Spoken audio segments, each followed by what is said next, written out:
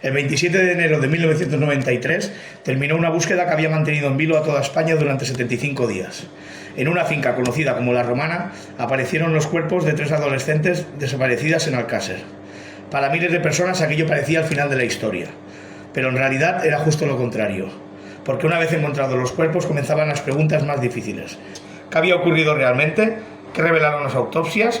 ¿Y por qué un simple papel encontrado entre las pruebas acabaría conduciendo a los investigadores hasta una familia que cambiaría para siempre el rumbo del caso?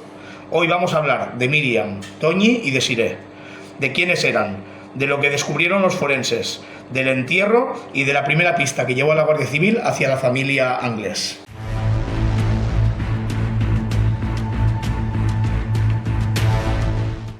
Parece mentira que La Romana se haya convertido, después de todos estos años, en un sitio tan famoso, ¿no? Trágicamente famoso, ¿no? Sí, sí. La Romana, ¿no? Cuando hablamos del caso Alcácer solemos pensar en titulares, investigaciones, programas de televisión y teorías. Pero ante todo había 3 adolescentes, 3 chicas normales, 3 familias normales, con sus problemas normales, con los sueños normales de todo el mundo. Y precisamente por eso el caso impactó tanto en la sociedad española. Vamos a explicar un poco cómo eran las chicas. Miriam García tenía 14 años. Era una chica tranquila, reservada y muy unida a su familia. Le encantaba el ballet, pero sobre todo, le encantaba escribir poesía. Sus padres siempre la describieron como una joven responsable, buena estudiante y bastante madura para su edad. Había empezado el instituto en Catarroja, tenía muchos planes de futuro y una relación especialmente cercana con su padre Fernando. De hecho, será precisamente Fernando quien acabaría siendo el personaje más mediático de toda la historia. Y aunque todavía no lo sabía, aquella tarde sería la última tarde en la que vería con vida a su hija y podría hablar con ella. Antonia Gómez, la segunda chica, conocida por todos como Toñi. Era la más grande del grupo, tenía 15 años. Toñi era diferente, había dejado los estudios y esperaba cumplir los 16 para trabajar.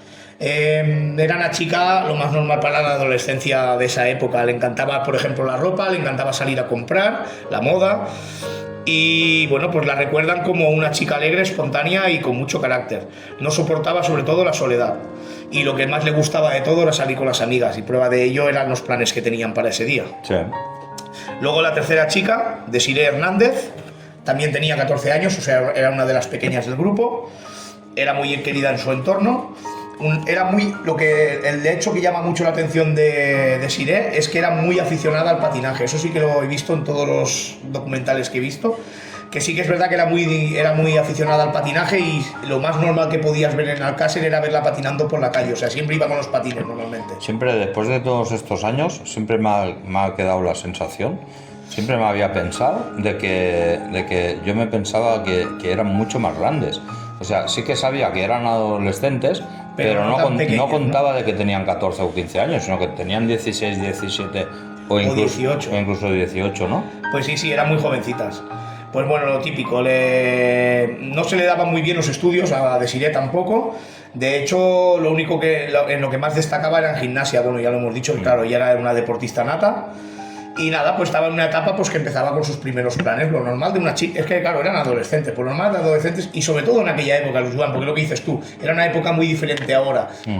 Dile como quieras, pero yo creo que con 14 o 15 años éramos bastante más avanzados que la juventud de ahora. O sea, en el tema de que también había más libertad, teníamos menos miedo a las cosas. Sí, yo supongo que, y además en esa zona, supongo que a partir de todo esto cambió un poco, ¿no? En España cambió un poco el tema el tema del miedo. De salir solo, de hacer autostop, ¿no? Porque yo he hecho autostop, yo había hecho autostop, ¿no? Sí. Y desde entonces pues ya te lo mirarías de otra manera. Pero las 3 compartían algo más que amistad. Compartían la misma edad, los mismos sueños y las mismas ganas de disfrutar aquella noche de noviembre. Ninguna de ellas podría imaginar que acabarían convirtiéndose en protagonistas involuntarias de uno de los casos más mediáticos y más conocidos de la historia de España. Una vez encontrados los cuerpos en La Romana, comenzaba una tarea especialmente dura: confirmar oficialmente la identidad de las víctimas. Claro, esto es una tarea que es de las más duras de las investigaciones. Claro, el momento que tienes que hacer ir a los padres para que realmente identifiquen. ¿Fueron los padres a identificar los cuerpos? Bueno, ayudaron a la Guardia Civil con las bueno, pues claro, identificando la ropa que llevaban o dando pistas, físicas. los objetos, ¿no? Sí. Aunque desde los primeros momentos prácticamente todo apuntaba a que se trataba de Miriam Toñi y de Siré, claro, era bastante evidente, ¿no? Pero era necesario realizar las comprobaciones. El estado de los cuerpos y el tiempo transcurrido obligaban a actuar con mucha prudencia, claro. Aquella misma noche, por ejemplo, los cuerpos ya fueron trasladados a Llombai. ¿Qué quiere decir Llombai? Que es un pueblo. Llombai es el pueblo donde estaba el cuartel de la Guardia Civil, donde fueron a denunciar los apicultores.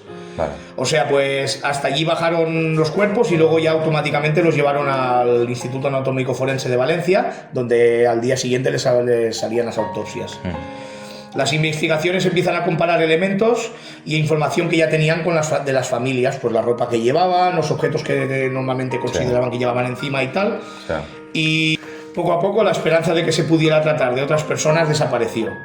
Todo apuntaba a que aquellos cuerpos pertenecían a las niñas de Alcázar. Porque ¿cuántos días las estuvieron buscando? 75 días. Ah. O sea, fueron 75 días de búsqueda que todo el país se volcó, como recordamos, que explicamos en la primera parte. Fue un caso muy mediático.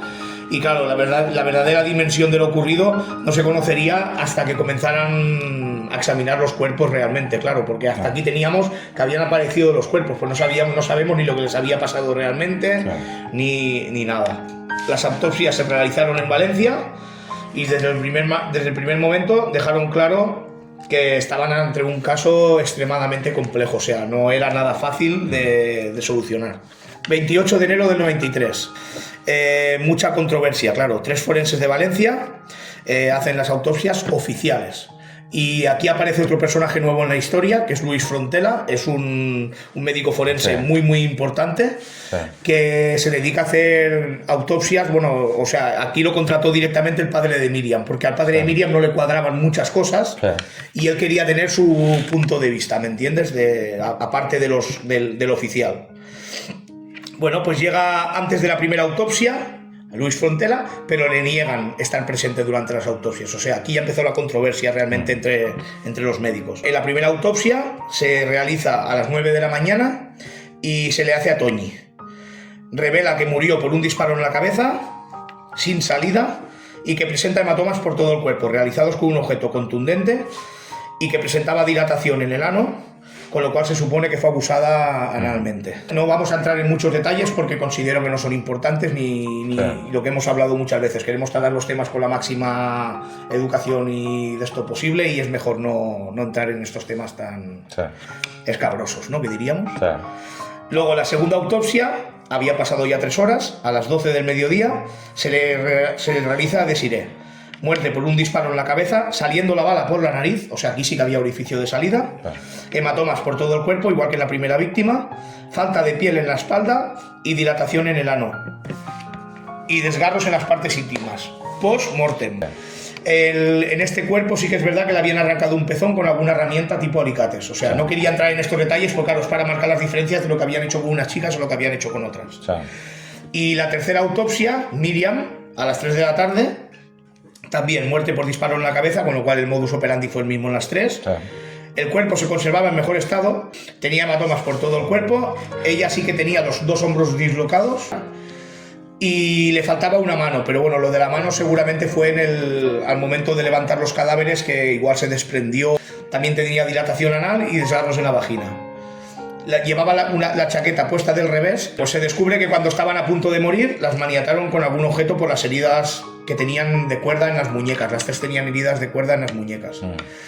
Y bueno, pues cuando Frontela realiza las autopsias, pues ya la autorizan para poder realizar él sus propias autopsias, es observado por 6 médicos, o sea, a él no le dejaron entrar a mirar las otras, pero a él sí que le tenían que observar los otros. Le dicen que era muy minucioso, a lo que él responde que es su forma de proceder, que cada uno actúa como él considera su profesionalidad.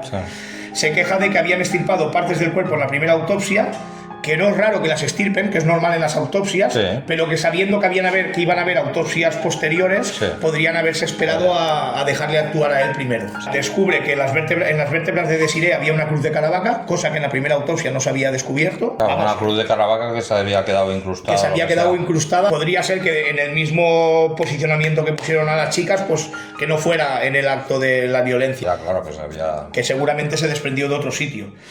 Y descubre que en los cuerpos hay tierra, que eso es un detalle que es de los que después crearán toda la polémica que hay por internet de supuestas cosas y de cosas que no vamos a entrar porque nosotros vamos a tratar lo que es oficialmente real. O sea, él descubrió de que había tierra que no es de la romana, o sea que con lo cual él cree que estos cuerpos se enterraron en la romana pero ya venían de otro sitio. Sí, que se habían enterrado primero en otro sitio y después se cambió la ubicación. Encontró tierra que no era de la romana, sino que es de la Albufera.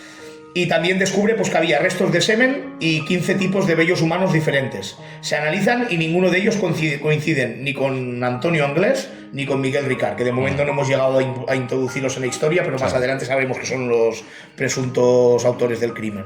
Frontera también ahora ya podríamos decir que incluso ya... Hemos hecho un spoiler. Ricard, no, ya podemos decirlo, incluso Ricard, no sé si ha salido ya de la cárcel. Sí, que salió, sí, hostia. Pues entonces no hace falta que veamos presuntos, ¿no? Que está juzgado. Vamos, que sí, que fueron ellos, que fueron ellos los asesinos. Sí. Frontera también se quejó de que se habían lavado los cuerpos, o sea, demasiado para que él pudiera analizar otras cosas, y que se había tirado el barro que había en los cuerpos, o sea, que se juntaron, por ejemplo, los cabellos de las cabelleras de las 3 niñas que se habían desprendido de los cuerpos y luego se mezclaron, claro, muchas cosas que él no encontraba bien una tarea bien hecha de parte de los otros forenses. Hubo mucho rifirrafe entre unos forenses y él, pero mucho. Las autopsias, ¿qué pasa? Respondieron algunas preguntas, pero generaron muchísimas más. Y a partir de aquí ya empezó otro circo mediático, ¿sabes?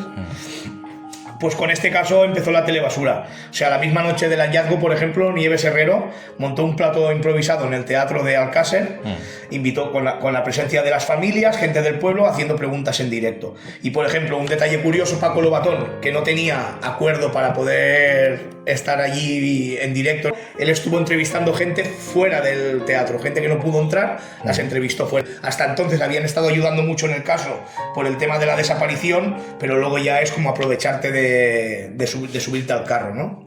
Pero mientras los forenses trabajaban en Valencia, otros investigadores estaban examinando algo que parecía mucho menos importante en primer momento. Paralelamente al trabajo de los forenses, la Guardia Civil analizaba todos los objetos que se recuperaron en la Romana, que habían muchos objetos que se recuperaron en la Romana. O sea, los objetos que se encontraron en los alrededores de la fosa fueron un calcetín mediano blanco, una chaqueta vaquera Liberto, una camiseta de algodón gris con un rótulo blanco mediano, unos prismáticos con funda, un guante, 3 cinturones, uno de ellos con apliques metálicos y 2 de color marrón, un bote de laca, un bote de espuma de peinado, un cassette de Antonio Machín, una caja de medicamento Zantac, 2 sobres de medicamento Urbal, un par de calcetines lana rojo oscuro, una botella Aután, un tubo de tinte de pelo Iberia, una lata vacía de aceitunas, un videojuego y la que viene ahora, que sería la prueba más, porque todo lo demás podía ser cosas que hayan llegado allí, en 75 días puede pasar muchísima gente, ¿me entiendes? Por allí o lo que fuera, o sea, podía ser cosas de otra gente que había estado allí. Pero encontraron un papel, o sea, unos trocitos de papel que estaban en muy mal estado, que en principio parecían papeles sueltos, pero los empiezan a reconstruir. Al final acaba siendo una de las pistas más importantes de todo el caso. Entre los objetos aparecieron pues estos fragmentos de papel que resulta que eran una receta. No, una receta no. Eran un volante médico del Hospital de la Fe. Sí. Y aquí en el documento aparecía un nombre que acaba siendo uno de los nombres más importantes en el caso, porque a partir de aquí ya empiezan a investigar las investigaciones serias, que es Enrique Anglés. Es el hermano de Antonio Anglés. El hermano de Antonio Anglés. A partir de ahí empieza la investigación y cambia completamente de dirección. Mientras la investigación avanzaba, Alcácer se preparaba para despedir a Miriam, Toñi y Desiré. Claro, habían avanzado los días.